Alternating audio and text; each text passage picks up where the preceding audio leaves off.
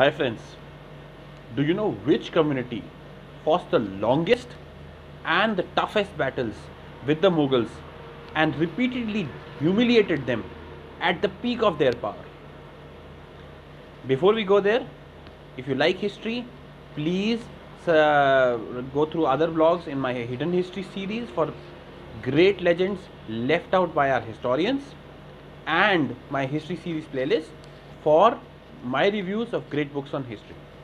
Now, before we go there, let me be very clear. We respect all the efforts by all the great leaders and the communities against the invaders. We are proud of all of them as Indians. But still, coming to the topic at hand, if you look at it, the Rajputs fought a strong, powerful battle around Babur and all the way till Akbar, and Maharana Pratap's contribution cannot be ignored. But eventually, they were, you can say, aligned with the Mughals, and they fought many battles against other kings with the Mughals. If you look at the Marathas essentially started the struggle with Shivaji around the time of Aurangzeb, and their biggest successes came post Aurangzeb's death against the lesser Mughals. Same way with the Sikhs. They started with Guru Gobind Singh around the time of Aurangzeb, and they created the empire only after Aurangzeb. Same way with the Jats, etc. But one kingdom took on the Mughals at the peak of their power and fought on with not one, two, but three big Mughal kings.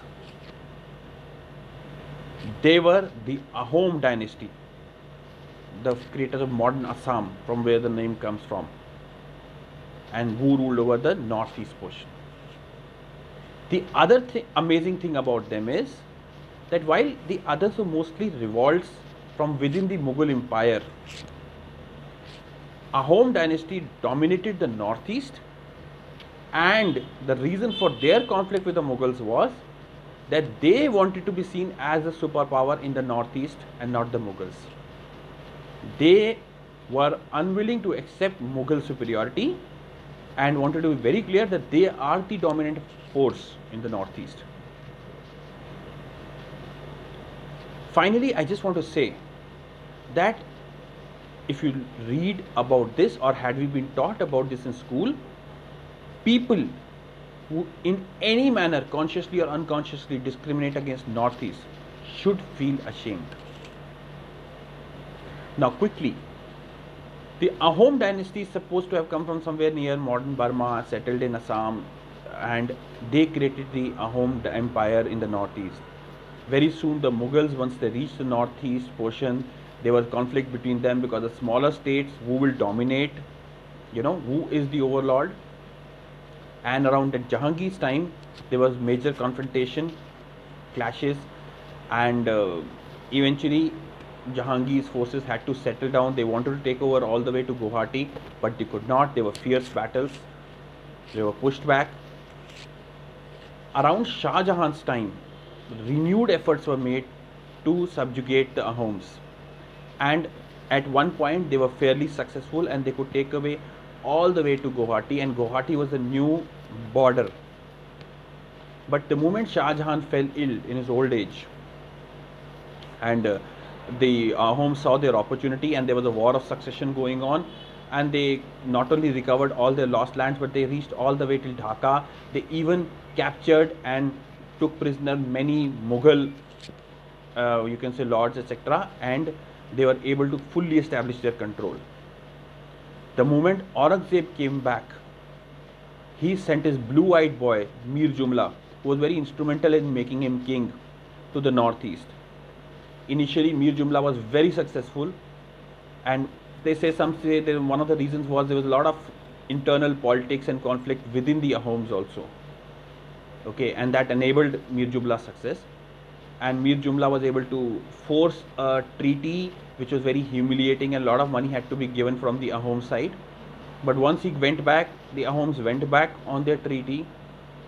Also, even when Mir Jumla was there for a long time, Okay, he captured their cities, but then when the monsoon set in, he had a very hard time and there was fierce resistance.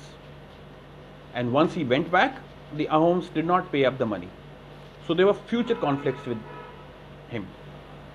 The final last try of the Mughals to try and dominate the Ahoms came in the famous battle. Now it has become a little bit popular in popular history, called the Battle of Saraighat. There, actually what had happened was the Ahom army had brought in a new leader called Lachit Borkupan. I'm sorry if I'm pronouncing the name wrongly. Now this man was very shrewd.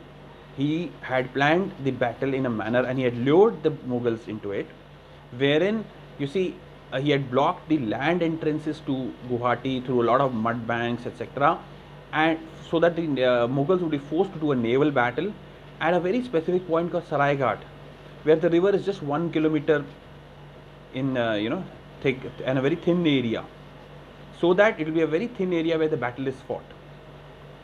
Now the Mughal army advanced, sent by Aurangzeb, and they had reached earlier. So using shrewd manipulation, he tried to sue for peace, pretend as if he really wanted peace to buy time. And the Mughals got trapped and they were negotiating peace, and suddenly they heard that no, we are not interested in peace. So they attacked, but by the time he was ready, and an absolute crushing naval defeat happened for the Mughals, and then the land defeat also happened. You see, the Ahom were fighting for self-respect and for their independence, while the Mughals were fighting for just glory.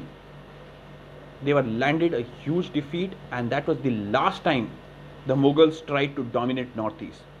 The complete domination of Ahom over the Northeast was well established. The Ahom Empire finally fell only 100 or so years later to the British.